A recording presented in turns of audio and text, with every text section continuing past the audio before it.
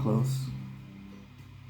You know, I've been working a lot, so I'm missing a little bit of that one-on-one. In all seriousness, I wanted to share a few thoughts with you guys on inner dialogue and femininity, sacred feminine. I feel that throughout my life, I grew up with not much supervision, parental supervision, so at a young age, I took upon myself to kind of like explore the world. By age 9, I was riding buses, in Recife, Brazil, which is a fucking Civil War kind of place. I grew up to see, unfortunately, many things that probably other kids did not get to see on a regular basis. Recife was voted worst city to live in the world when I was a kid. It's very violent, a lot of criminals. So it was sort of a blessing, but also, it presented a lot of challenges. I feel that at a young age, there are a couple stages and a couple of things that I kind of want to share. Is there was definitely a phase where I was trying to understand what love was, because of the way Brazilian culture is, and the way that it presents itself, I guess.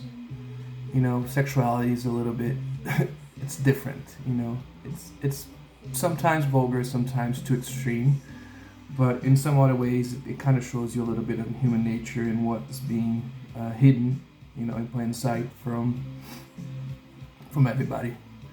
And that goes back to the second phase of my life, where, so going back to the first one, a lot of cousins, a lot of people trying to figure out what they fit. And I'm a strong believer that you absorb the energies of your surroundings and the people around you. So you're immersed in a culture regardless of what's your faith or where your position in life to go and do some things, But that phase, I was reprimanded a lot.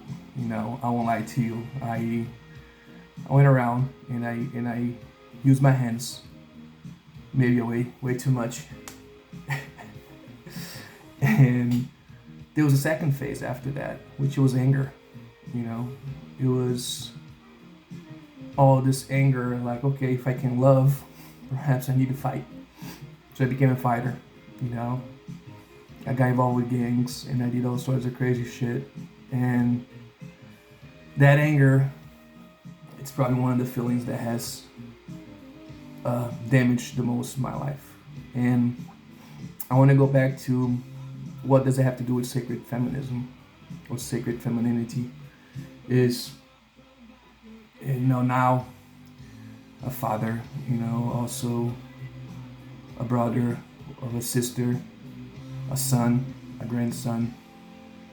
I'm not a specialist in women by any means, but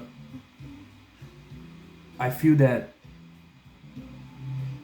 I understand, or I try to grasp what it is to be a girl or to be a woman, to be someone on the receiving end of an endless sea of lust.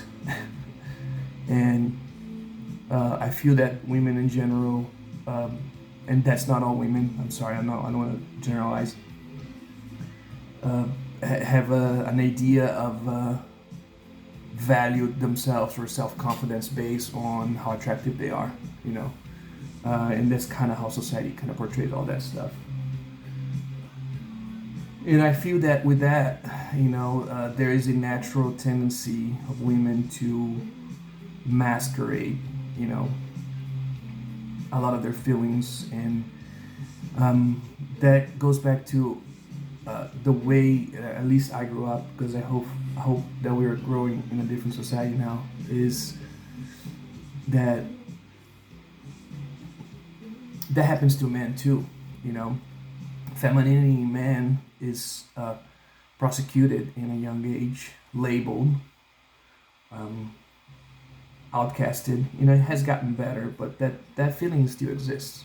We can not just erase hundreds of years of doctrination in 20 years, or 30 years or 50 years or since the 60s, whatever you want to say, that has been the beginning of,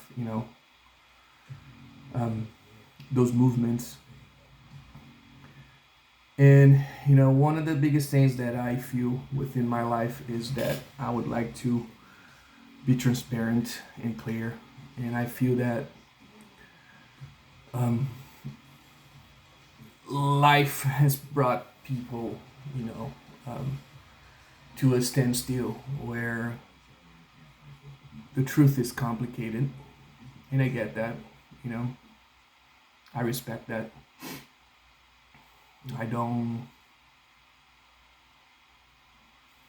take anyone's perspective in consideration of, like I have the ultimate truth or anything like that.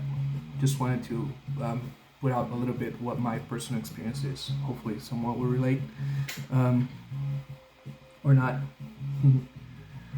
But it goes back to the inner dialogue thing, right? I try to be self-reflective a lot. So it was this thing when I was a kid that I caught myself doing it, and I was like, what the fuck? I want to share with you guys. There was a few times that I was doing things, right? I was on the street, let's say I was going to climb a wall or steal some guava from the neighbor or rob a supermarket or some shit like that.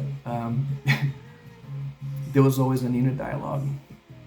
And that inner dialogue, I caught up in the future and I realized a little bit is, it was just all this, yeah, we should do that. Okay. Talking to myself, who the fuck is we? And I understand now, somewhat the polarities. I'm very spiritual, as you guys probably know.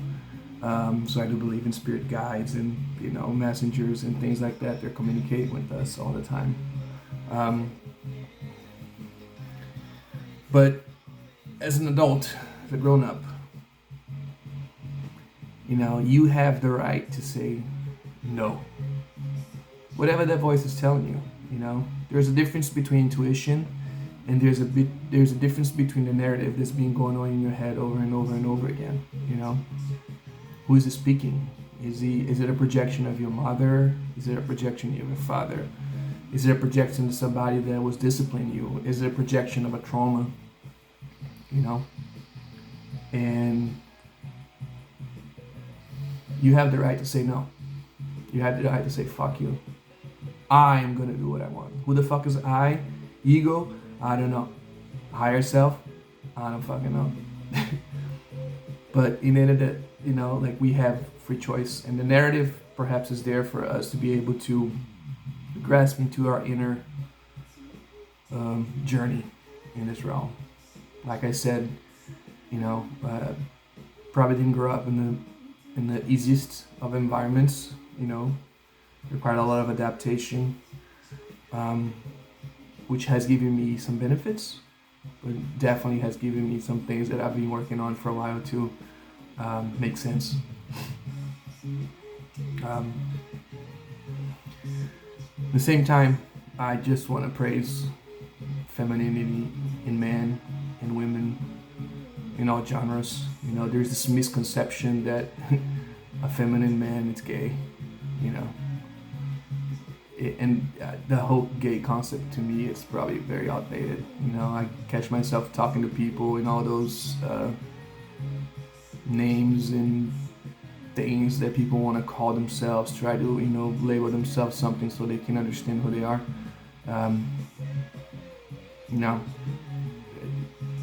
Less judgment, more acceptance, I guess. It's what I hope for, in all genres, and I love everybody. Just wanted to share a little